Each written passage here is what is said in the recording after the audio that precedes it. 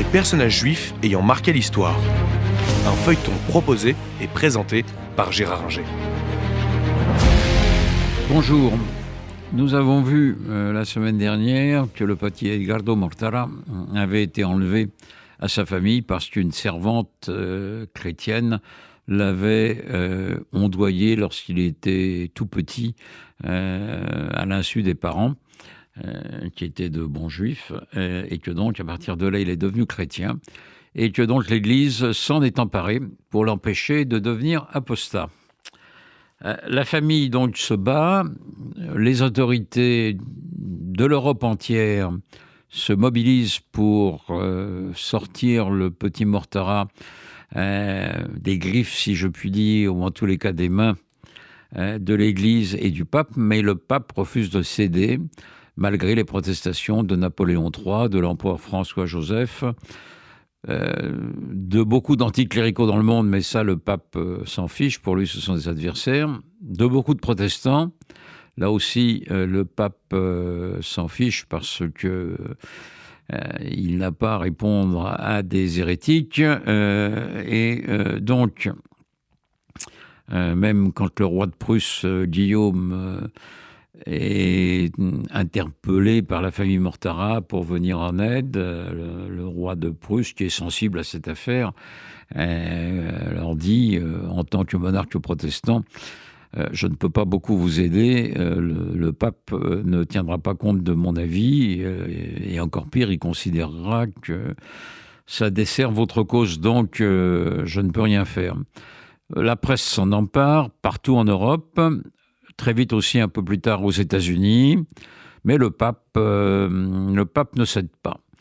Cette affaire fait grand bruit donc, et elle est à l'origine, là, vraiment, de la naissance de l'Alliance israélite universelle en 1860, parce que là, les Juifs français comprennent qu'il faut venir en aide à leurs frères du bassin méditerranéen, qui peuvent être menacés soit par l'islam, soit par un christianisme un tantinet impérialiste, si je puis dire, dominateur, comme c'était encore le cas en Espagne, au Portugal, en Italie, etc. Et donc, l'affaire Mortara est directement à l'origine de la création de l'Alliance israélite universelle. Alors là, on est donc en 1860, au début des années 60. Que devient le petit Mortara ? Eh bien, le petit Mortara est élevé donc à l'école des catéchumènes et puis il grandit. Il va faire le petit séminaire et puis il va partir à Poitiers en France étudier chez les Augustins et donc il va devenir prêtre et il devient prêtre catholique. Prêtre catholique qui va se voir confier des missions importantes par l'Église, par le pape Pie IX, donc. Il est polyglotte, l'enfant. Il est intelligent, il est doué, et donc il travaille les langues. Il connaît naturellement l'italien, il a appris le latin et le grec, mais il parle également français, anglais, espagnol, allemand, et il a appris l'hébreu. Et donc, il réussit à voir sa famille. La famille a tout fait pour le revoir, mais il est maintenant très chrétien, et ce qu'il souhaite, c'est que sa famille se convertisse au christianisme. Et ça, naturellement, la famille refuse, notamment la mère. Le père meurt plus tôt, mais il meurt également en bon juif. On a essayé de l'accuser de tas de choses. Il a fait quelques mois de prison dans le royaume d'Italie sur des accusations fausses, et il a été acquitté de ces accusations. Mais la mère et les sœurs de Mortara continuent à vouloir être juif, malgré les supplications du fils, qui a beau être prêtre, respecte tout à fait sa mère, et qui tente de convertir et sa mère et sa famille. Il n'y parvient pas. Alors, Sa vie va être celle d'un prêtre chrétien à qui on confie des missions de propagande dans les différents pays d'Europe. Il ira en Autriche, en Espagne, en France, etc., même aux États-Unis. Mais il est connu pour étant l'enfant soustrait au judaïsme. Et donc aux États-Unis, même les cardinaux et les archevêques préviennent le pape qu'il n'est pas le bienvenu parce que les familles juives protestent contre ce prêtre qui a abandonné le judaïsme.